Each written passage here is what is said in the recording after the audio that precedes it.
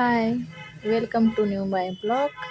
आज आम्ही जात आहोत नर्सरीमध्ये आणि पावसाळा चालू झाला आहे आणि नर्सरीमध्ये आम्ही काही झाडं घेणार आहोत. मग आम्ही चालले आहे स्कूटीवर. हे मी माळीची नावाची चावी मी बनवून घेतली आहे. माळी नावाची मी माळी आणि स्कूटीवर घेऊन चालले आहे मी आणि स्वरा आणि निघतो आहोत. चला आम्ही आलो आहोत हे नर्सरीमध्ये. हे झेंडूचे झाडं आहेत. खूप चिखल झाला आहे, पाय घसरत आहेत, त्यामुळे आम्ही या ताडपत्र हळूहळू जातो आहे, कारण नाही तर हे पडलेले चिखल वगैरे आलं आहे. तिथे घेत आहे मी 5 हे जे झाडं घेणार आहे केळीची.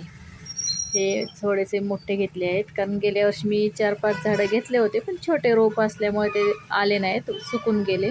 अंजिरी गेल्या वर्षी घेतलं होतं, तेही सुकून गेलं, त्यामुळं अंजिरी घेणार आहे. हे आता ह्यातले 5 झाडं सांगितलेत त्यांना काढायला.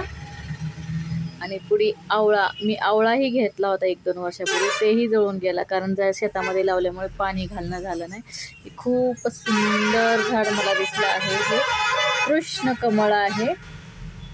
हे घेतलं आहे आम्ही आता पिशवीत टाकून.